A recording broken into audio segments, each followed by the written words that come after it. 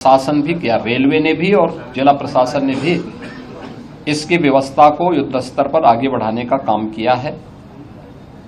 मेला प्राधिकरण ने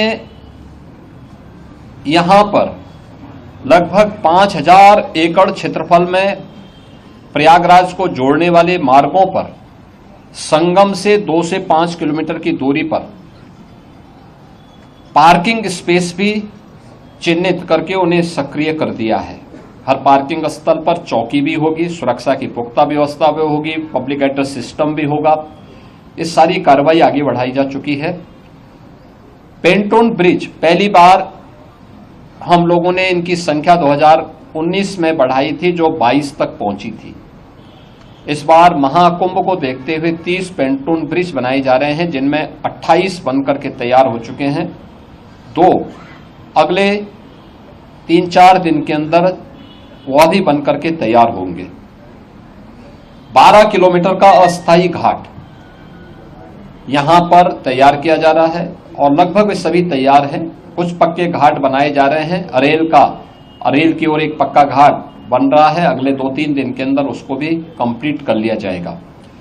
checkered plate यहां पर लगभग 530 किलोमीटर के दायरे में ये सब बिछाई जा चुकी हैं और इसी प्रकार से शुद्ध पेयजल लोगों को उपलब्ध हो सके, श्रद्धालुओं को उपलब्ध हो सके, संतों को उपलब्ध हो सके, इसके लिए भी 450 किलोमीटर की शुद्ध पेयजल की लाइन भी यहां बिछाई जा चुकी है। मेला अपना एक शेप लगभग ले चुका है कि वो संस्थाओं को आना, बाकी ये संस्थाएं आ रही हैं। 7000 से अधिक संस्थाएं अब तक आ चुकी हैं। 1.5 लाख से अधिक टेंटेज की व्यवस्था मेला प्राधिकरण ने यहां के लिए किया है और यह कार्यक्रम युद्ध स्तर पर आगे बढ़ रहा है और लोगों में उत्साह है। देश और दुनिया प्रयागराज कुंभ में आने के लिए उत्सुक है। उत्तर प्रदेश और देश के इस सबसे बड़े आध्यात्मिक और धार्मिक समागम को अपनी आंखों से देखना चाहता है। 144 वर्ष के बाद महाकुंभ का यह मुहूर्त आ रहा है और इस महा समागम का साक्षी देश और दुनिया बनना चाहता है। इसके लिए हर प्रकार की व्यवस्थाएं डबल इंजन की सरकार ने, केंद्र और राज्य सरकार ने मिलकर के, यहां पे प्रशासन और पुलिस ने मिलकर के, मेला प्राधिकरण के साथ मिलकर के इन सभी कार्यक्रमों को युद्ध स्तर पर आगे बढ़ाने की तैयारी की जा रही है और जनवरी प्रथम सप्ताह तक संस्थाएं भी आ चुकी होंगी, तैयारियां पूरी हो चुकी होंगी। 13 जनवरी को पौष पूर्णिमा की पहला स्नान यहां पे संपन्न होगा। मकर संक्रांति 14 जनवरी को दूसरा स्नान यहां पे होगा, जो अमृत स्नान भी होगा, जिन्हें साई स्नान कहते थे। 29 जनवरी मौनी अमावस्या, ये मुख्य स्नान में से एक है, जिसमें सबसे ज्यादा भीड़, हमारा अनुमान है कि 6 से लेकर 8 करोड़ श्रद्धालु यहां पर उस दिन आएंगे और उस स्नान में, यहां पे अमृत स्नान में सहभागी करेंगे।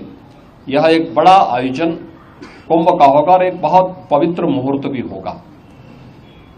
3 फरवरी बसंत पंचमी है, फिर 12 फरवरी और 26 फरवरी ये 2 अतिरिक्त स्नान फिर यहां पे होंगे। कुल 6 स्नान होने हैं। मुख्य स्नान के दिन कोई भी प्रोटोकॉल नहीं होगा। पूज्य संतों के लिए, श्रद्धालुओं के लिए यहां पे स्नान की व्यवस्था के लिए सभी लोग लगेंगे। सभी स्नान पर संतों के स्वागत के लिए, श्रद्धालुओं के अभिनंदन के लिए सरकार के स्तर पर, मेला प्राधिकरण के स्तर पर पुष्प वर्षा की व्यवस्था भी रहेगी और उसके लिए हम लोग पूरी तैयारी कर रहे हैं, क्योंकि ये दुर्लभ संजोग है। उस दुर्लभ संजोग के साक्षी बनने के लिए देश और दुनिया से जो भी श्रद्धालु आएगा उसको उस प्रकार का अवसर मिलना चाहिए। प्रकृति और परमात्मा की कृपा से, भगवान प्रयागराज की कृपा से, द्वादश माधव की कृपा और माँ गंगा और माँ यमुना की कृपा से ये पूरे कार्यक्रम सकुशल संपन्न हो। आज इस दिशा से मैंने यहाँ बैठक की है, पूजा भी की है और आप सबके सहयोग से इस पूरे आयोजन को पूरी भव्यता के साथ यहाँ पे आयोजित करने का गौरव यहाँ पे डबल इंजन की सरकार को प्राप्त होगा, प्रयागराज मेला प्राधिकरण को प्राप्त होगा और प्रयागराज वासियों को प्राप्त होगा। मेरी प्रयागराज वासियों से ये अपील होगी कि स्वच्छता का और आतिथ्य सेवा का जो उदाहरण प्रयागराज ने इससे पहले किया है 2019 के कुंभ में, उससे अच्छा अवसर इस बार उनके सामने आने जा रहा है और हमारा प्रयागराज तो उसके लिए वैसे भी जाना जाता है। तो आतिथ्य सेवा के साथ साथ स्वच्छता का एक उत्कृष्ट उदाहरण प्रयागराज प्रस्तुत करेगा। इस विश्वास के साथ मैं वर्ष 2025 की अपनी मंगलमय शुभकामनाएं पूरे प्रदेशवासियों को देता हूं।